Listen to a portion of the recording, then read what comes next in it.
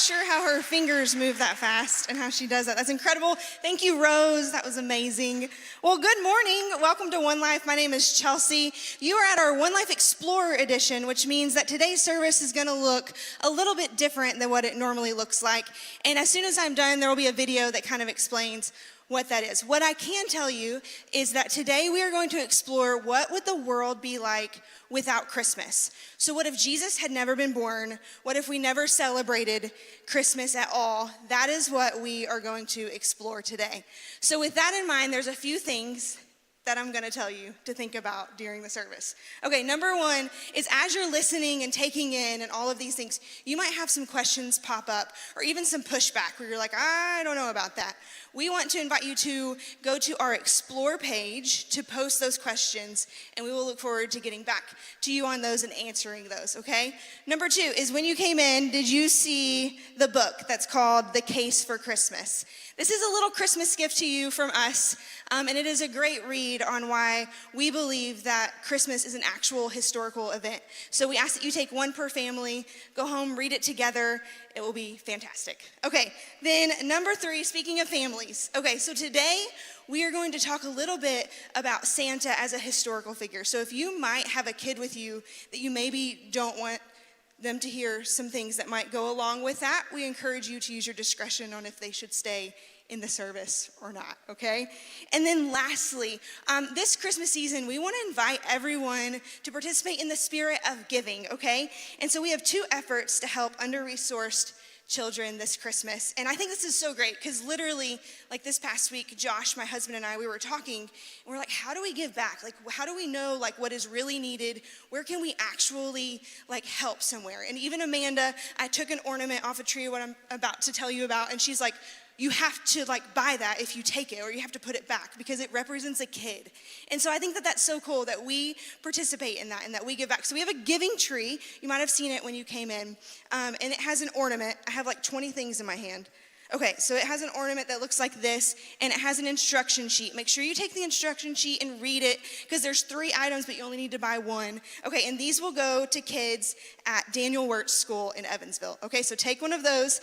And then also for Global, experts are saying that Afghanistan is the greatest humanitarian crisis of the year. So we have a way to give aid shown on the screen or in our giving section in the app. All right, so now we're going to go to the video that I told you about that will explain a little more about Explore Edition.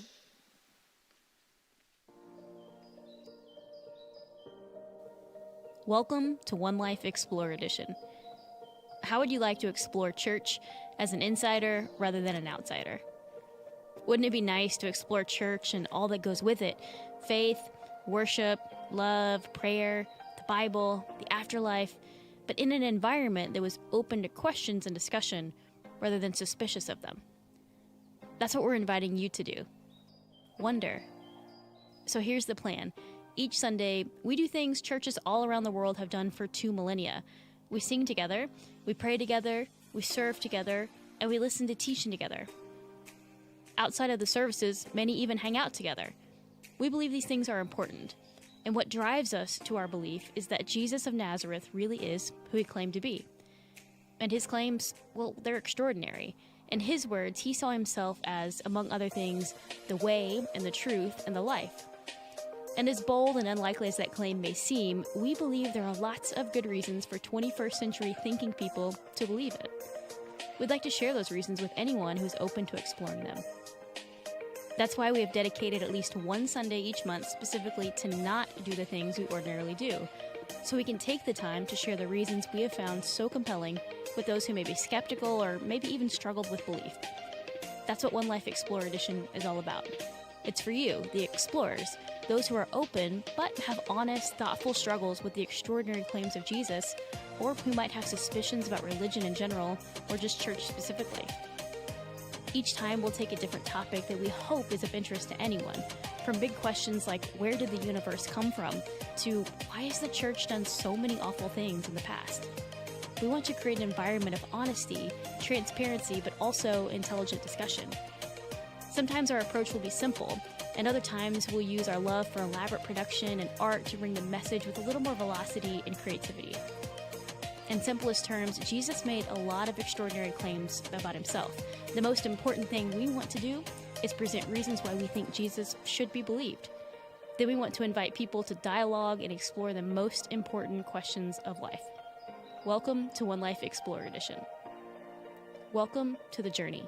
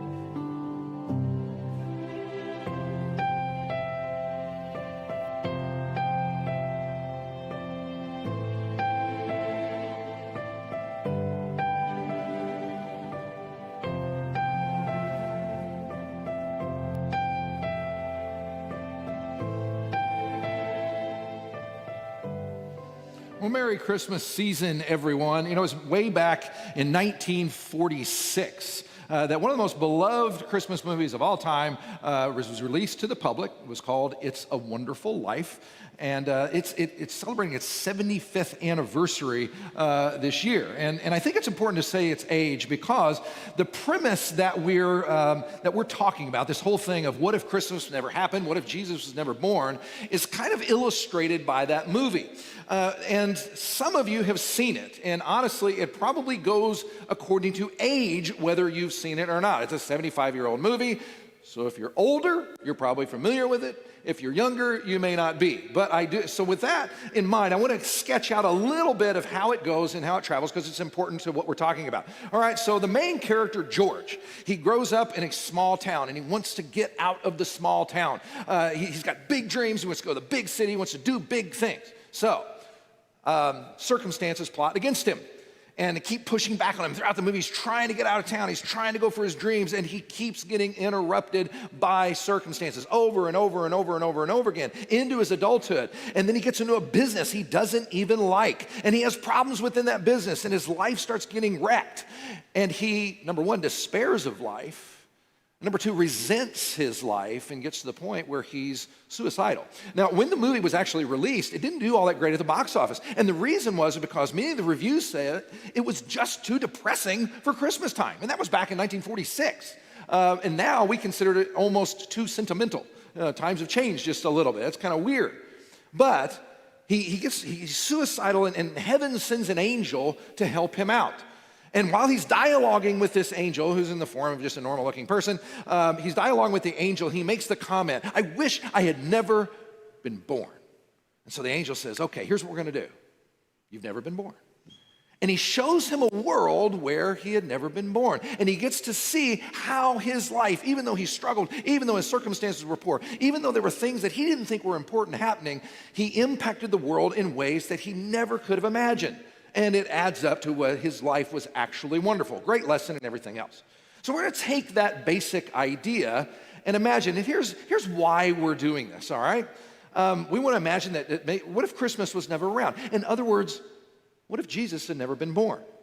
And the reason that we're doing this is because, first of all, if you're exploring, which we set up today's service, as the video explained, we set up today's service for those of you who are kind of standing on the outside looking into the Christian faith. And you're open to it, you've got an open mind enough to dialogue about it, and you wonder about some things. But what we want to do is give you some reasons to think about Christ being who he said he was from just a different angle, just to help you think about Christmas maybe in a way, or Jesus' life in a way that you never thought before. And for those of you who do consider yourself believing people, I want you to almost, all of us really, to treat it almost like a game this Christmas. What if Jesus had never been born? What if there was no Christmas?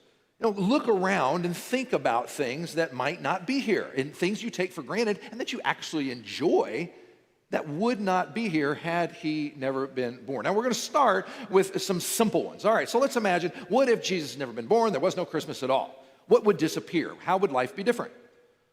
Well, one easy one is this, what we're doing right now. You're at a church, you're in a church building, you're taking part in church services. All that would be gone. That's interesting. And there wouldn't be church buildings dotting the landscape, the steeples with the crosses on them and all that sort of thing. I would lose something I'm a fan of, and maybe some of you are as well. That's Gothic architecture. You know that Gothic architecture is considered a true Christian original. There's cathedrals throughout Europe, and there's some in the United States that are patterned after this beautiful form of putting art together that is considered to have been inspired by Jesus and his life and his movement. That's just one small thing. Now, that's a pretty obvious one, right? That's the simple stuff. But think about organizations. The International Red Cross. You know, the International Red Cross that we're pretty used to, we know about it, was started by a very, very devoted Christian man who saw a battlefield where men were lying, dying and wounded, and he said someone needs to take care of them, no matter what side they were on, and he came up with this organization called the Red Cross. There's the YMCA. There's the Salvation Army, which devoted itself to helping the poor, and it has the bell outside the stores and all that. All that's gone. What about hospitals? Now, here in a couple of weeks, and we're going to do this throughout the month, here in a couple of weeks, and we're going to make the case that some have made, historians have made, that even the concept of a hospital as a normal part of life, as a public compassion organization, came from the Christian movement. Now, some of the hints to this is that a whole lot of hospitals have Christianized names. You ever noticed that before? In our tri-state area, there's, over in Henderson, there's Methodist Hospital. There's Deaconess Hospital over here in Evansville. That's derived from a Bible thing. There was St. Mary's, which became St. Vincent. You ever notice that most hospitals have saint on the front of them? Well, that's considered to be out of the Christian movement. Now, we're going to do a few more of these, but I want to tap the brakes here just a little bit, because if I were a skeptic, which some of you are, and I am a little bit, even by default, the pushback I'd already give is, okay, for one, we don't know that those things would not have happened if Jesus hadn't been around. And you're right, I will grant that. We don't know for sure. But you also can't argue from ignorance. You can't say we don't know if they wouldn't have happened, because we do know for sure. You can trace all the way back to Jesus' life and his movement and his followers, and you can see that his influence added up to these things that we've named and that we will be naming. The other thing, though, skeptics might say is, well, okay, it hasn't been all positive stuff, though, has it? There's been some negative things that have resulted out of Jesus' life. The Crusades, for instance, and other fanaticisms that have caused hurt to people. Okay. Now, on that one, I will grant you that on one level, but I am honestly going to divert that to the future. I actually did a sermon on the Crusades a few years back. I remember I had a friend that said, I've never heard a sermon on the Crusades. That's all he said. I didn't take it as a compliment, but it is out there, all right? It is out there. If you've ever wondered about the Crusades, we have a sermon on the Crusades from a few years ago. But for those, I am going to defer that to the future, because I want to talk about the positive things that Jesus brought, again, just to give us eyes to see maybe some things we hadn't considered. Now, again, if you're playing the game, think about just normal things. Names, for instance. My wife's name is Krista. It's a beautiful name. I love the name. But it's derived from Christian. I know a guy named Christian. You probably know a Chris or two. Christopher literally means Christ bearer. And then you have the followers' names. Maybe your name is John or Paul or Peter or Mary or Martha or any of those. So those names wouldn't necessarily be around. And here's a name that most people this time of year love is Kris Kringle. Kringle is just a derivative of the German for Christ child. It's Christ bearer, Christ child is actually Kris Kringle's name. Now, with that in mind, I want to give you a visual of what I believe Christmas has become. Okay, it's just to kind of aid. I'm going to consider my own form of artwork. I'm going to sum up Christmas in our culture the best I can.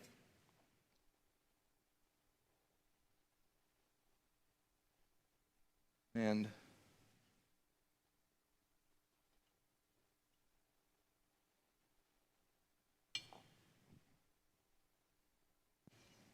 I am being extraordinarily careful with this, because this technically belongs to my wife. And I have to ask permission to use this. And I've broken many things in our home using them as illustrations. And she knows this, and we had a discussion. And I will be paying for this and quite a lot of money, if I break this. And so any of us are going to be thinking about from now on, now that I've said that, is whether or not I break this, right? And some of you will be rooting for it too. It'll be like, and I'll share that on my social media. Okay, so you've got that. That's pretty familiar territory. And here we go. All right. That's my summary of Christmas. Now, I was originally wanting to use a dancing Santa, and I found it was really, really difficult to find a dancing Santa. I looked for one in a store. It was kind of a last-minute thing. Couldn't find one, but I could find a Santa gnome. Apparently, those are in. I could find those everywhere. So we're going to let this represent jolly old St. Nicholas, right? Now, some of you are already kind of getting nervous that I've done some kind of sacrilege right now, okay? But that is what Christmas really looks like. And one of the struggles that maybe you're going through, and maybe some people do, is that this and this do represent Christmas. And we get nervous about this, especially those of us who are in church and all that. We're like, man, it's Jesus' birthday. It's supposed to be about Jesus. And the Santa guy comes along, and he kind of puts Jesus in his shadow oftentimes when it comes to our culture, right? He just does. And you can understand why, because Jesus stands for the serious things, and Santa stands for, he's a jolly old guy that's giving toys and candy to everybody. I mean, of course he's going to sense that, right? But here's the answer to that using our whole premise. I would argue. I want you to think about it this way. That there would be no Santa if there wasn't a Jesus. One came from the other. You see, the character of Santa that we are familiar with is based upon an actual real person. His name was Nicholas, and he was the bishop of Myra back in the 3rd century in a section of Turkey that we know of as modern-day Turkey. And apparently he was a very, very, very devoted follower of Christ, so much so that he was tortured for his faith during one of the Roman persecutions. He was a guy that had inherited a whole lot of money from his family, and he went around giving away money, especially to children who were in poverty. And so as a bishop, and once he died, they kind of elevated him in people's minds, and they started calling him Saint Nicholas, and he became Saint Nick. And then as the Christian message traveled, the Saint Nicholas story traveled. It just did. That's kind of how it went. And that was all the way down in Turkey. And then over time, it made its way up into northern Europe. Now, some might even object to the whole Christmas thing and say, okay, first of all, I know that Christmas wasn't the original winter celebration, and it wasn't. They did celebrate winter things before Christmas came along. Most often, ancient civilizations would celebrate what's called winter solstice. It's the marker of the shortest day. It's either December 21st or December 22nd, or the shortest days, right? And so they would celebrate during that time that's the introduction to, it's the darkest day, but that means the light days are coming. The problem was, especially in Northern Europe and places like this, that these celebrations were, for lack of a better way of putting it, rated R or worse. They were kind of more like Mardi Gras type of things. They were very paganistic kind of events and stuff. But as the Christian message traveled and the message of Jesus made its way up into Northern Europe and went into these places where these things were being celebrated, what Jesus brought was a transformed lives. And oftentimes he tamps down some of the rated R stuff. But then also what St. Nicholas did was that he put the emphasis on children. And so what you had was a holiday that's become a combination, I'm going to say it this way, of the sacred and the silly. But I say silly in a good way, a childlike way. You see, it went from adult rated R stuff to honestly a rated G holiday that we love, that always has that combination. When Christmas is really doing what Christmas does, it's that combination of the sacred and the silly. And we see this all over the place. So I thought this was the #1 box office movie of Christmas. I thought it was, but it was not. You know what the #1 box office highest profiting movie of Christmas is? It is actually The Grinch. Is the 2018 Grinch movie, which really shocked me because I hadn't seen it. I didn't pay attention. But I'm old, so it didn't matter. But the second, it came in second. It was Home Alone. Home Alone is the second most profitable movie. Yeah, so what's Home Alone all about? What does it do, and how did it capture Christmas, and why is it so captivating? Apparently, my daughter showed Home Alone to my 5-year-old and 3-year-old grandsons, and they thought it was absolutely hilarious. Why?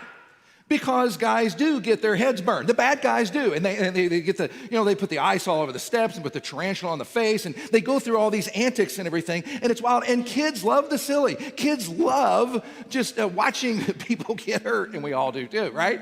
That's the silly part of Christmas. But here's what I also want you to notice, is that there's also a sacred part of even Home Alone, and that's what makes it work. At one point, Kevin is not feeling so good, and he makes his way to a church. And what does he walk by? He walks by a manger scene. Then he goes into the church, and this old man that he's scared to death of, one of his neighbors, shows up at the church, and they have this little dialogue where there's a whole story about reconciliation and forgiveness and sacred things that go on. And when that combination's present, that's the beauty and that's the magic of Christmas that we all detect. And all of those ingredients came originally from Jesus through one of his followers that you and I wouldn't experience if it had not been there originally, right? I want you to think about that. As you go through your season and you eat the cookies and you watch the silly movies and you do the silly things, but you're also sensitive to sacred, I want you to see Jesus' influence, that he took something that had been rated R and moved it to this magical thing. And one of the greatest examples of that is always, and we're going to do some of this morning, is Christmas music. And I want to invite you to step into the sacred today as you listen to a song that's playing while Kevin is in that church, in that scene. It's been around since Civil War times, and it actually sets us up for our next subject, which is going to be about human rights and human dignity that Jesus brought to the world. Listen to this.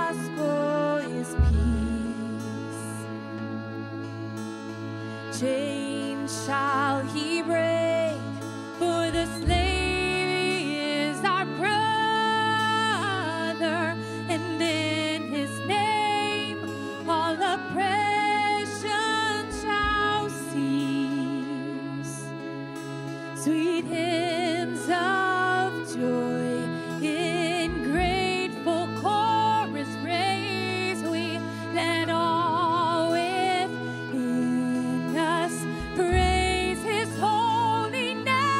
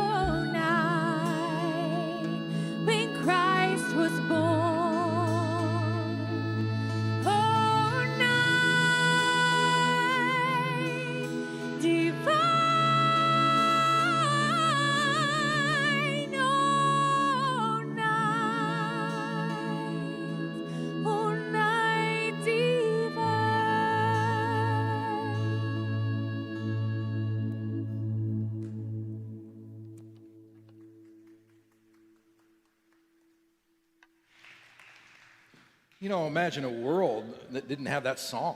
I mean, think about it. I mean, it's a gorgeous piece.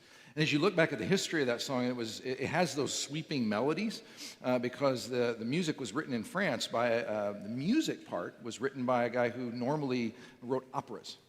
And the lyrics were originally in French, and then they came over to the United States of America, and there was a man who was a social activist and a minister. He wanted to bring that song to America, but when he did, and he translated it in English, he took some liberties with the lyrics. And the reason that he did was because he was living during the time pre-Civil War when the war over slavery was present. And so he was an abolitionist, a very avid abolitionist. And you'll notice in that second verse, what did it say? Chains shall he break, for the slave is our brother. And so what this guy wanted to do was that he wanted to get people during Christmas, when everybody's hearts are softened because of that sacred quality that it has, and he wanted to put inside their mouths something that was a fundamental truth that he deeply believed in. The slave is our brother. He's equivalent to that. Now, what's interesting about that is that contains an idea that you and I care very deeply about, especially as people here in America. We care deeply about the issue of individual human rights. It's really what our country was founded on. When we declared our independence from England, we wrote, we hold these truths to be self-evident, that all men are created equal and are endowed by the Creator with certain unalienable rights, among them life, liberty, the pursuit of happiness.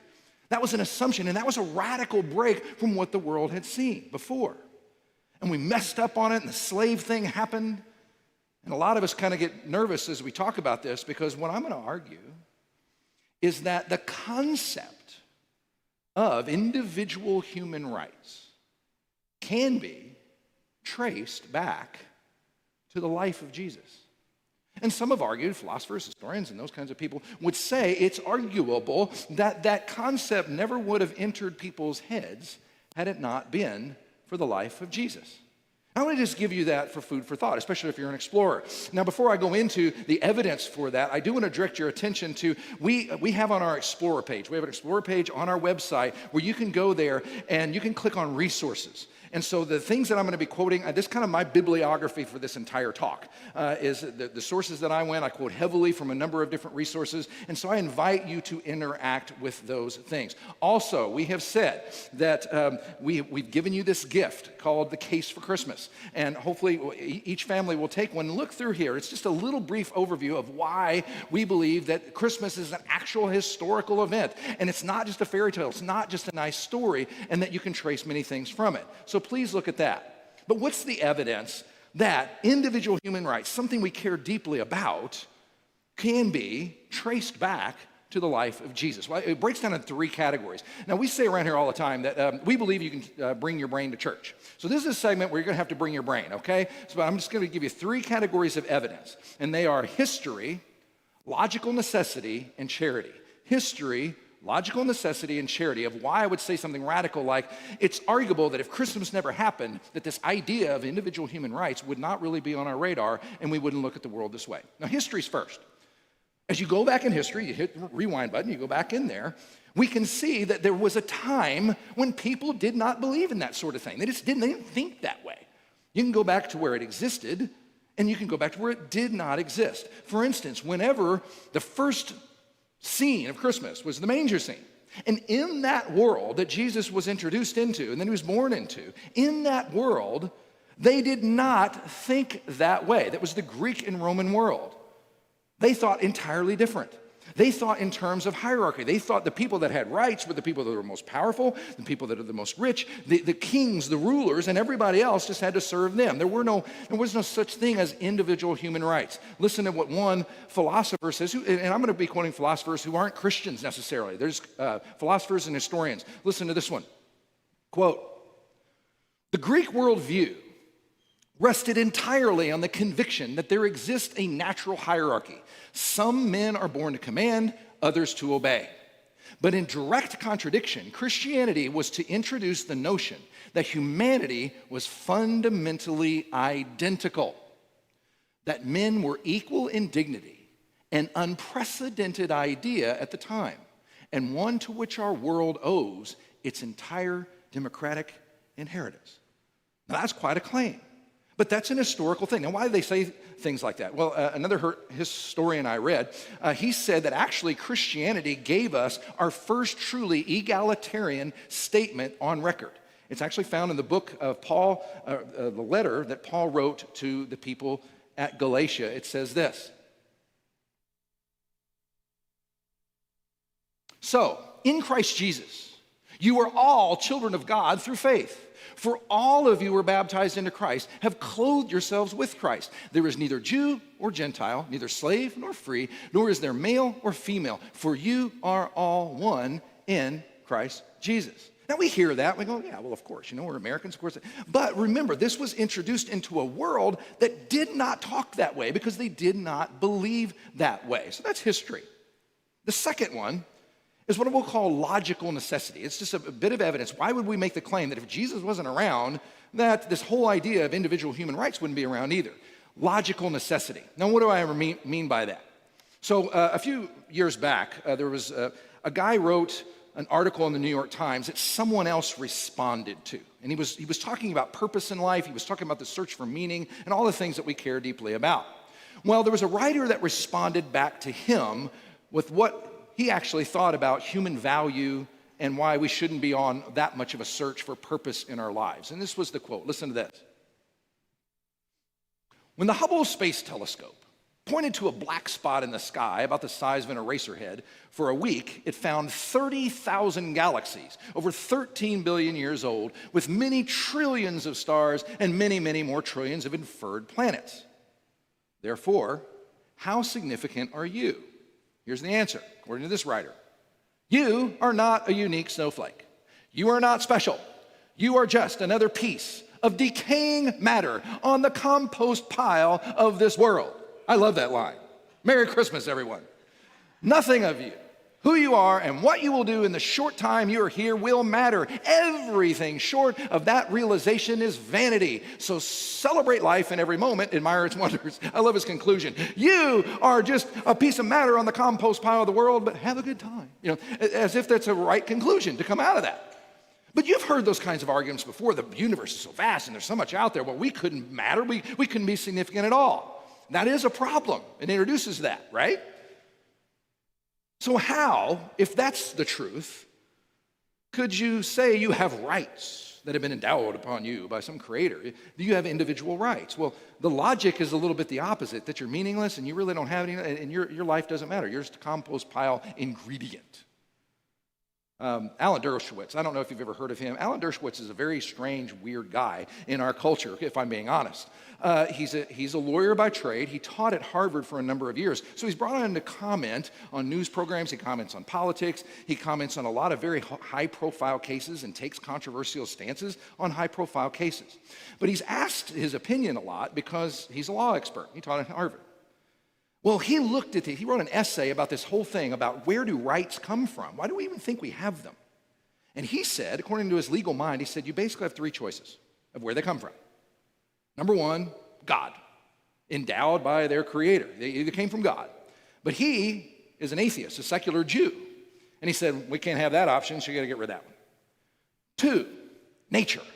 We got rights from nature. When you look out at nature, you see rights, right? No, not if you look very close. So the problem with that is that apparently animals have no view of rights. When the lion is chasing the antelope and is about to eat him, he doesn't go, oh, I forgot you have your rights. No, he's just thinking, I'm hungry. That's the end of it. You have no rights. It's the strong overcoming the weak, right? That's what nature will teach you. And then finally, he said the only other option is we all just kind of came up with them. We put our heads together, and there were some smart guys who lived a few years ago and said, you have rights. But the problem with that is that if your rights come from just a majority of people kind of putting their heads together, coming up with them, they really technically don't exist in the truest form. Because what if that same group of people just decided you don't have them? It's just an opinion, right? So here's the problem. Where did they come from? That's an interesting thing.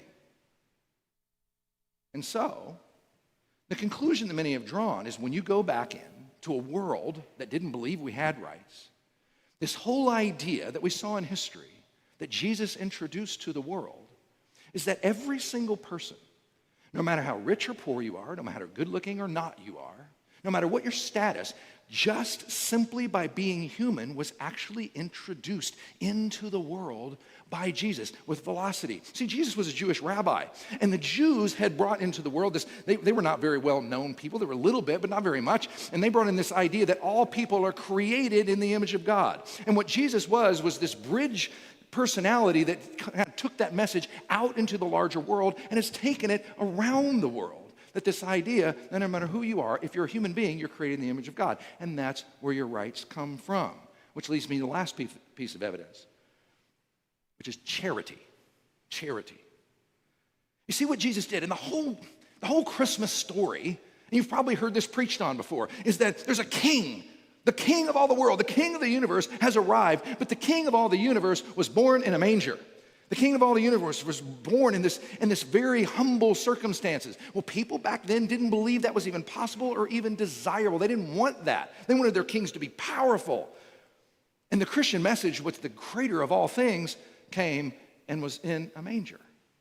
Brought humility. Not only that, but the same king, when he grew up, before he laid down his life and gave his life up for others, he washed his followers' feet. A king who served. A king who then sacrificed himself. That concept, as a compassionate move, as a merciful move, was unheard of, really. And it introduced this whole idea of charity, of the weak should be protected and healed. Jesus went after the marginalized, and he healed those who couldn't heal themselves. He touched those you weren't supposed to touch with the healing touch, right? And that idea took hold and became why we hold human beings in such high regard in the Western culture. Some would argue. Jacques Derrida is probably the most influential philosopher of the last 50 years, and decidedly not a Christian one. But he did say this, acknowledging what he knew about history. Listen to what he had to say. Today, the cornerstone of international law is the sacred. The sacredness of man is your neighbor. Made by God or by God made man. In that sense, the concept of a crime against humanity is a Christian concept. And I think there would be no such thing in the law today without the Christian heritage, the Abrahamic heritage, the biblical heritage. And he's just talking about, life as it really is, as it presents itself. Not as a Christian person is saying, I think this is where this came from. So what if Jesus had never been born? What if there was no Christmas? It's very possible that these things that we take for granted, that I have rights and I have dignity just because I'm a human being and no other reason, came because Jesus was born into the world and might not have come had he not. And so, even though Christmas is filled with the silly, it's mixed with the sacred, I think we should walk around kind of thinking, Lord, thank you for the influence. And that's just a little bit of what we're going to be looking at in the weeks to come. That you'd be surprised at how Jesus' life influenced things. Now here's the beauty of it. One of the things I love about Christmas is that we saw a while ago, it's the only holiday that I know that really has its own playlist. I mean, we reintroduce these songs all the time. Did you know that notation for music, where you could pass it on from generation to generation to generation, was started in Christian monasteries? They kind of invented that whole notation system so you could pass on, hey, I wrote this great song and we really, really like it. Before you could record it, we put it on paper and we passed it along. That's kind of a cool thing. We arguably may not have had the ability, at least as soon as we did, to pass on music from one generation to another had Christ not been born. Here's another interesting one. In Greek and Roman times, they sang a melody line and that was it. They would sing one line and everybody sang the same thing. In Christian monasteries, what's known as polyphony was introduced. That where two people could sing two different notes, but those notes go together and they match. That started, what we know of as harmonies, started in Christian monasteries and might not have been here had it not been for Christ himself. I want you to think about that because here's what we're going to do. Today I just want to load you up with some thoughts. Again, you can go to our Explore page and you can ask questions, you can push back, you can argue, you can do whatever you want to do. I get it. But what I want to invite everybody to do is just kind of put on different glasses, seeing the Christmas season with a little bit different eyes, that it brought a whole lot more to the world than just Santa and some trees and some cookies and things like that, and songs. So with that, The team is going to lead us, and this is the chance where you guys get to all stand up, and I want you guys to stand up wherever you are, if you're able to do that, and sing and do some harmonies and just remember what's been passed on to us from Christ himself.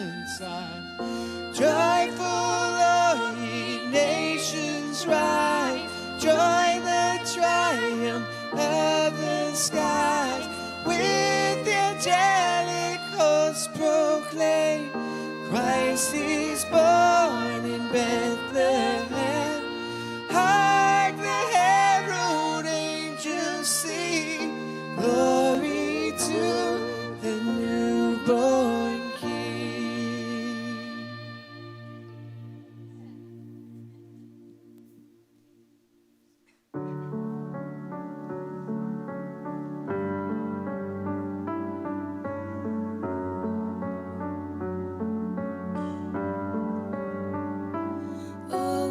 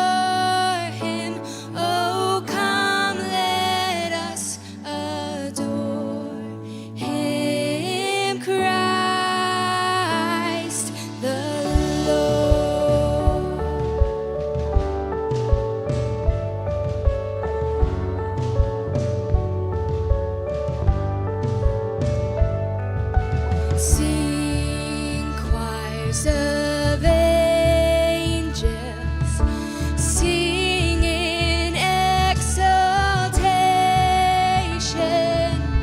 Sing, all ye citizens of heaven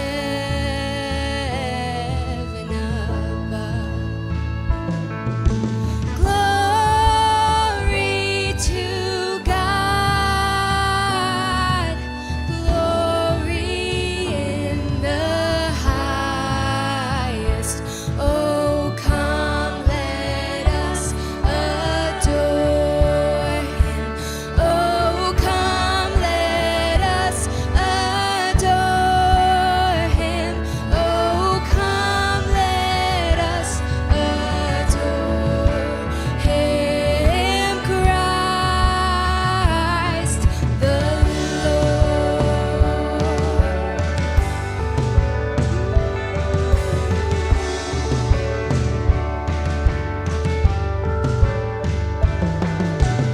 Yes, Lord, we greet Thee, born this happy morning. Jesus, to Thee be all glory give. Word of the Father, now in flesh appearing. Oh, come, let us adore Him. Oh, come, let us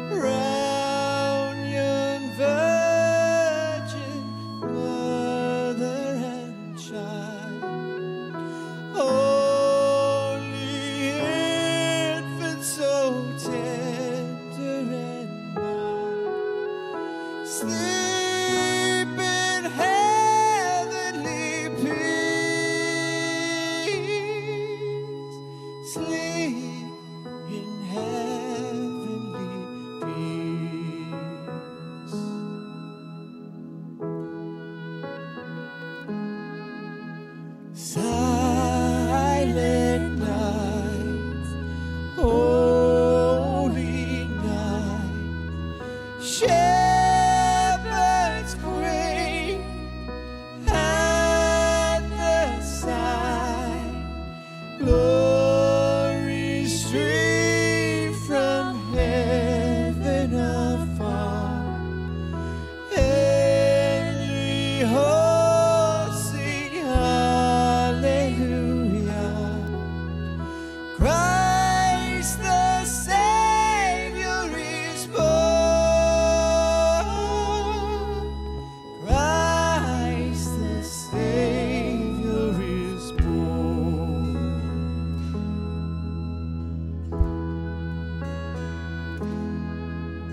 Silent night, holy night, Son of God, love's pure light, radiant beams from thy holy face, with the dawn of redeeming grace. Jesus, Lord, at thy birth. Jesus, Lord, at thy birth.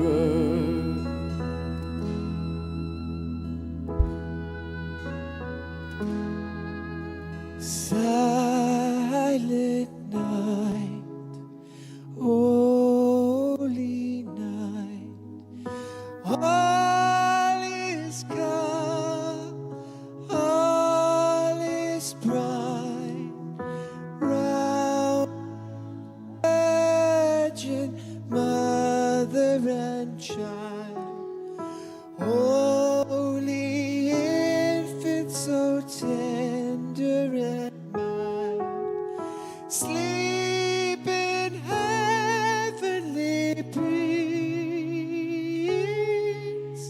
sleep in heavenly peace.